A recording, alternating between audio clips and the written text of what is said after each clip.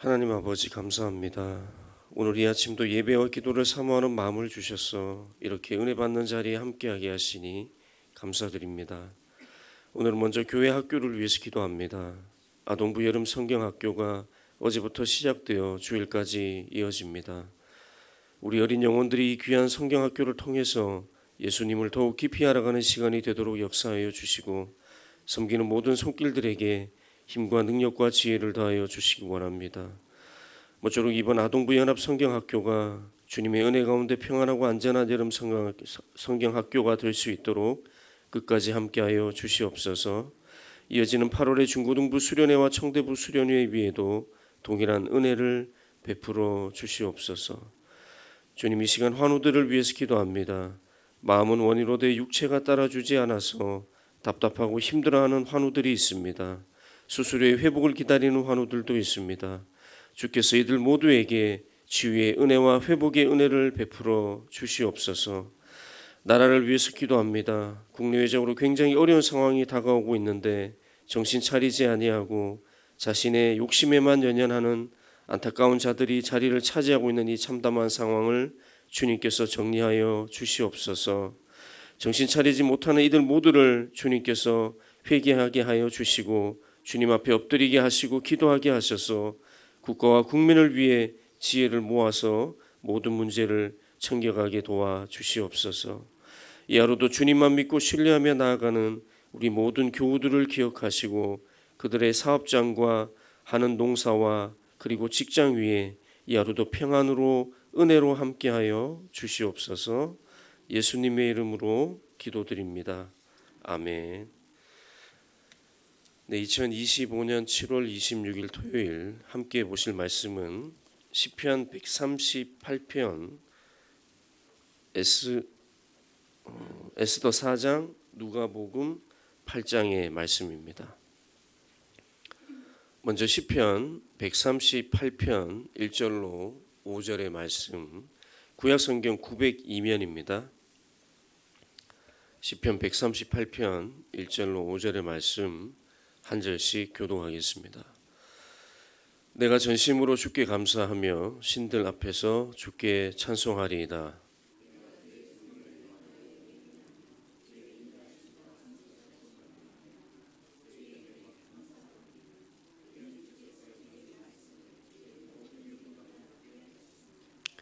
내가 간구하는 날에 주께서 응답하시고 내 영혼에 힘을 주어 나를 강하게 하셨나이다.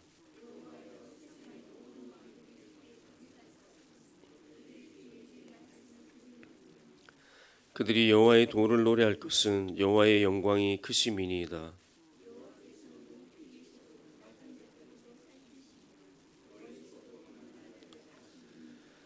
내가 환난 중에 다닐지라도 주께서 나를 살아나게 하시고 주의 손을 펴사 내 원수들의 분노를 막으시며 주의 오른손이 나를 구원하시리이다.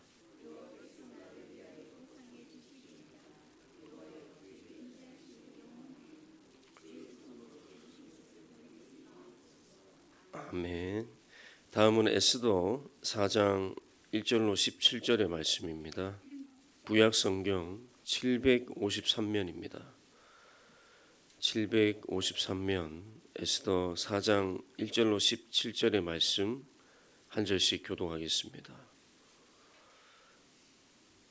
모르드게가 이 모든 일을 알고 자기의 옷을 찢고 굵은 베옷을 입고 재를 뒤집어 쓰고 성중에 나가서 대성 통곡하며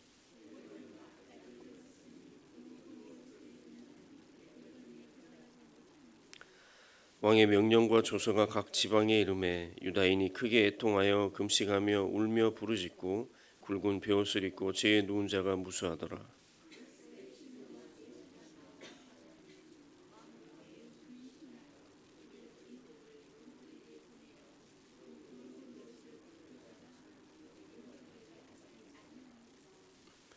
에스더가 왕의 어명으로 자기에게 가까이 있는 네시 하닥을 불러 명령하여 모르드게에게 가서 이것이 무슨 일이며 무엇 때문인가 알아보라 하매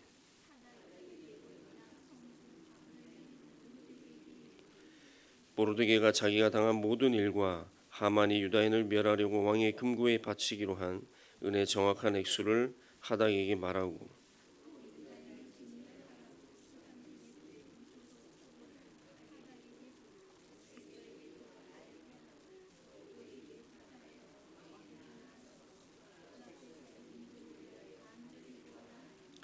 하닥이 돌아와 모르드게의 말을 에스더에게 알리매 왕의 신하들과 왕의 각 지방 백성이 다 알거니와 남녀를 막론하고 부름을 받지 아니하고 안뜰에 들어가서 왕에게 나가면 오직 죽이는 법이요 왕이 그 자에게 금규를 내밀어야 살 것이라. 이제 내가 부름을 입어 왕에게 나가지 못한 지가 이미 30일이라 하라 하니라. 모르드게가 그를 시켜 에스더에게 회답하되 너는 왕궁에 있으니 모든 유다인 중에 홀로 목숨을 건지리라 생각하지 말라.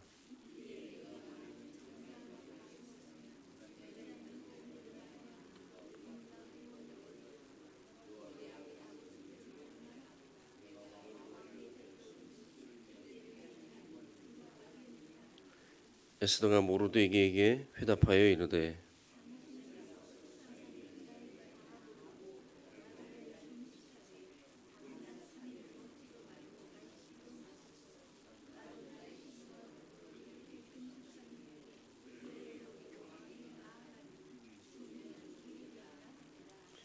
모르드게가 가서 에스더가 명령한 대로 다 행하니라. 아멘. 네, 마지막으로 누가복음 8장 22절로 25절의 말씀입니다. 신약 성경 104면에 있습니다. 신약 성경 104면 누가복음 8장 22절로 25절 말씀 한 절씩 교독하겠습니다. 하루는 제자들과 함께 배에 오르사 그들에게 이르시되 호수 저편으로 건너가자 하시매 이에 떠나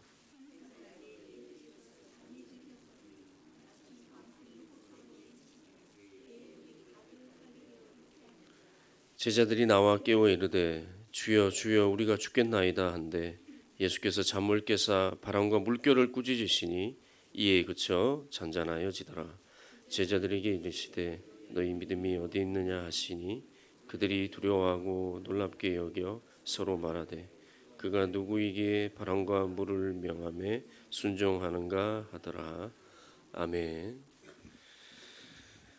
네, 오늘은 먼저 이 누가복음 8장의 말씀을 보도록 하겠습니다. 오늘 누가복음 8장을 보시면 이 8장은 씨 뿌리는 비유를 들려주신 바로 그날 저녁 해질 무렵에 일어난 사건에 대해서 기술하고 있습니다. 제자들과 함께 이제 배에 오르신 예수님이 호수 건너편으로 넘어가자 이렇게 말씀하셨습니다. 물론 여기서 말하는 호수는 갈릴리 호수입니다. 이 당시에 갈릴리 호수 건너편으로 배를 타고 넘어가는 그 시간에 일어난 사건이죠. 그런데 이상하게도 배가 움직이고 얼마 지나지 않아서 예수님께서는 바로 잠이 드셨습니다. 물론 이전에 여러 사역들 때문에 피곤해서 주무셨을 수도 있겠지만은 오늘 본문에서 이렇게 평화롭게 잠이 드셨다라고 언급한 것은 뒤이어 나올 이 광풍의 소란스러움과의 대조를 위한 장치가 아닌가 하는 생각도 듭니다. 어쨌건 예수님은 평화롭게 휴식을 취하시다가 잠이 드셨습니다. 그런데 마침 그때 이 갈릴리 호수에 광풍이 들이닥칩니다. 사나운 바람이 내리불어서 배에 물이 차기 시작하고 배에 타고 있던 사람들이 위태로워집니다. 아니 그러면 이렇게 바람이 많이 부는 곳이라면 애초에 배를 안 타고 걸어서 돌아가도 되지 않나 생각할 수도 있습니다. 하지만 이곳에 바람이 부는 것은 그렇게 이상한 현상은 아니었습니다. 처음 있는 일이 아니라는 것이죠. 이것은 일종의 돌풍으로서 회오리 바람입니다. 이런 현상은 이 갈릴리 호수에 자주 일어나곤 했습니다. 왜냐하면 이 갈릴리 호수가 지중해보다 한 200m 정도 해수면이 낮은 데다가 주변에 높은 협곡들이 위치해 있어서 높은 곳에 있던 차가운 바람이 깔때기 역할을 하는 협곡을 따라서 빠른 속도로 내려오면서 이 호수면에 있던 더운 공기와 충돌하면서 이런 돌풍을 자주 만들어냈기 때문에 이것이 처음 있는 그런 일은 아니었습니다.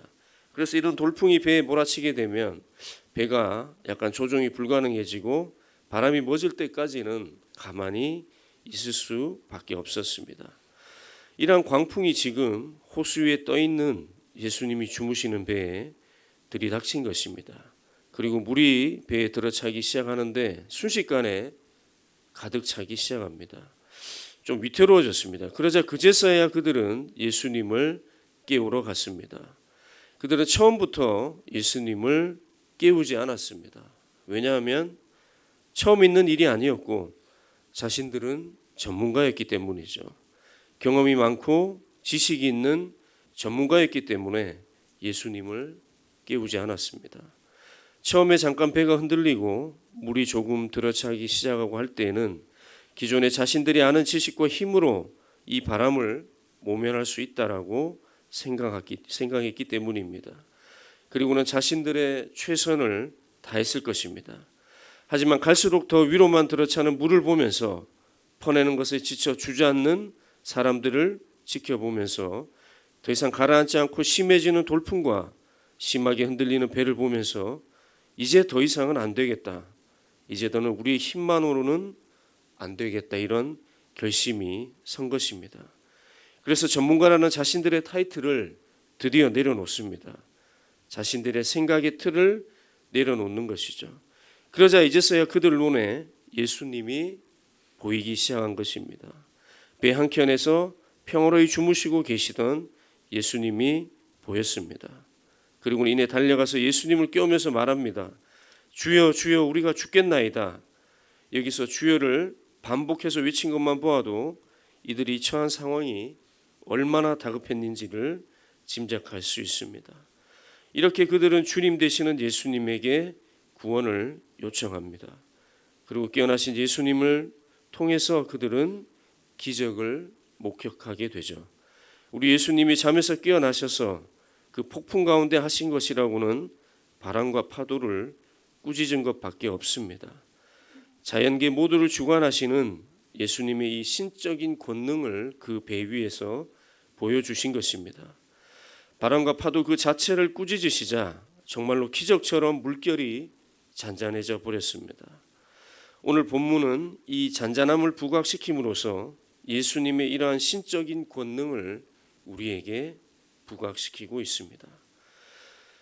그렇습니다. 이 광풍 앞에서 나는 우리가 이 지역의 전문가야, 우리는 지식이 있고 경험이 있어라고 버티려 했던 어리석은 인생들은 오늘 처음부터 주님을 찾지 않았습니다.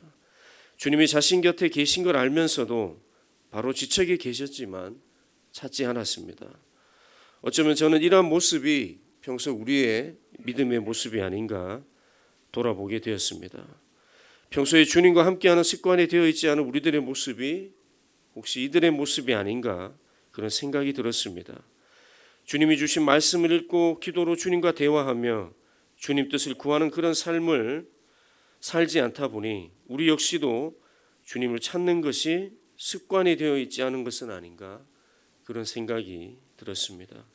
그리고 그들처럼 우리도 정말 위급한 상황이 닥쳤어야 주님을 찾고 있지는 않은가 회개가 되기도 했습니다. 오늘 이 말씀을 듣는 여러분은 어떠신가요? 여러분은 이래 처음부터 예수님을 찾고 계십니까? 바라기는 오늘 저 배 위의 제자들처럼 정말 다급한 상황이 닥쳐서야 주변을 두리번거리며 주님을 찾는 그 어리석음을 범하지 않으시기를 바랍니다. 오히려 평소에 주님과 함께하는 것이 습관이 되어서 처음부터 주님을 찾고 함께하는 저와 여러분들이 다 되시기를 소망합니다. 어쨌건 오늘 다급해진 이들은 주님을 찾았습니다. 주님을 찾기 시작했습니다. 그리고 주님께 제대로 간구한 뒤에야 주님의 역사하심을 힘입어 자신들의 평온과 일상을 되찾았습니다. 그런데 이런 전 과정을 지켜보신 예수님께서 말씀하십니다. 너희 믿음이 어디 있느냐? 제자라는 사람들이 주님께서 바로 곁에 계신데 광풍 가운데 안절부절하면서 자연의 그 위력 앞에서 겁에 질려 소동을 일으켰던 그 모습을 보인 것을 전곡으로 찌르는 말씀입니다. 그들이 겁에 질리고 두려워했다는 것은 그들 안에 예수님에 대한 온전한 믿음이 없었다라는 것을 보여주는 것입니다. 예수님을 따랐고 예수님과 함께 다녔지만 여전히 그들 안에 온전한 믿음이 없었다라는 것을 오늘 본문에서 우리에게 알려주고 있습니다. 어쩌면 무늬만 제자들인 자들이 바로 이 자들이었는지도 모르겠습니다. 이 자들은 여전히 예수님에 대해 제대로 몰랐고 온전한 믿음이 없었습니다. 그래서 25절에서 여전히 일어난 사실에 대해 두려워하고 놀라고 있습니다.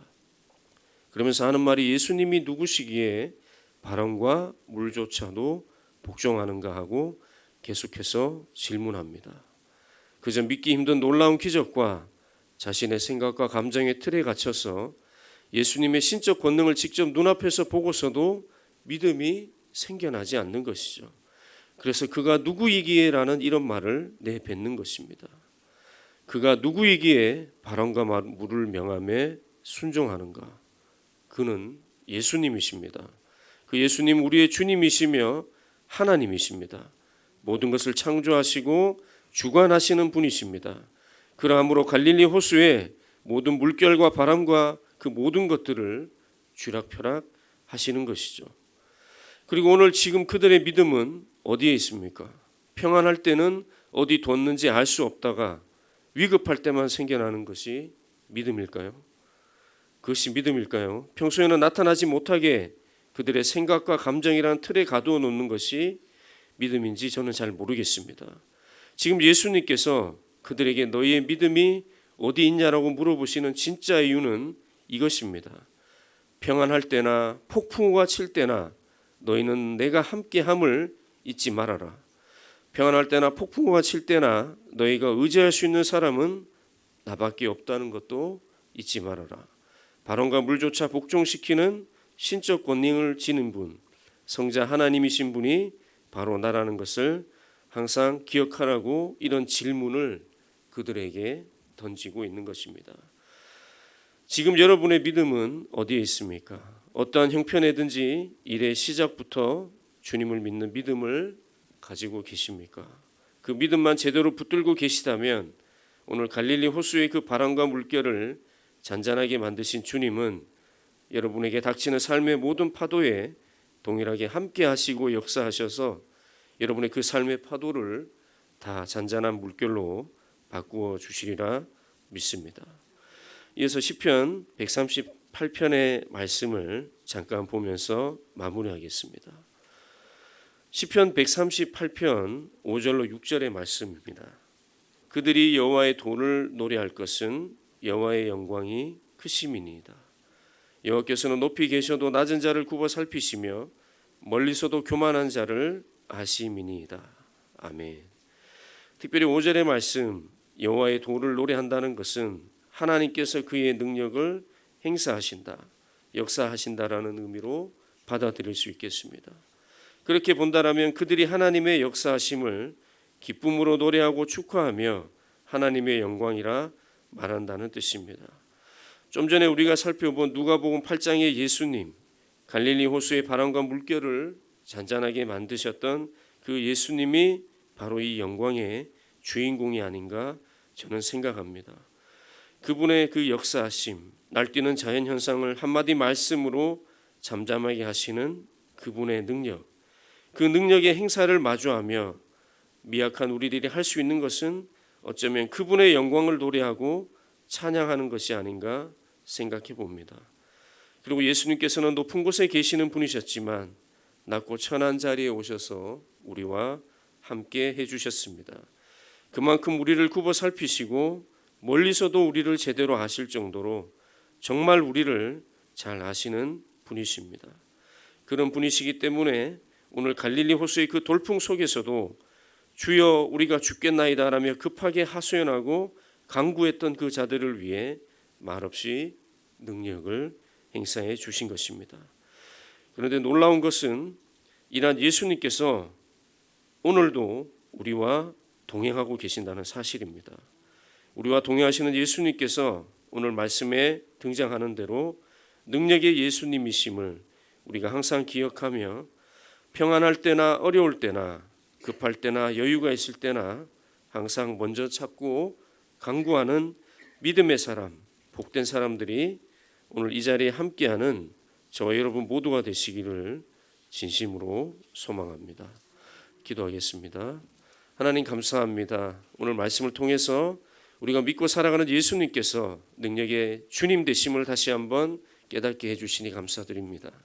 높은 곳에 계셨던 분이지만 낮고 천한 우리 곁에 오셔서 우리와 함께 하시며 그 누구보다 우리를 잘 아시는 그 놀라운 능력으로 우리에게 은혜를 베풀어 주시니 또 감사드립니다. 예수님께서 능력의 예수님 되심을 평안할 때나 어려울 때나 언제나 우리가 예수님을 항상 먼저 찾고 간구해야 함을 기억하는 우리 모두가 되게 하여 주시옵소서. 주님, 이 시간에 환우들을 위해서 한 번 더 기도합니다. 수술한 지체, 수술을 기다리는 지체, 수술 후 회복을 기다리는 지체 등 갖가지 형편으로 육체의 어려움을 당하고 있는 지체들이 있습니다.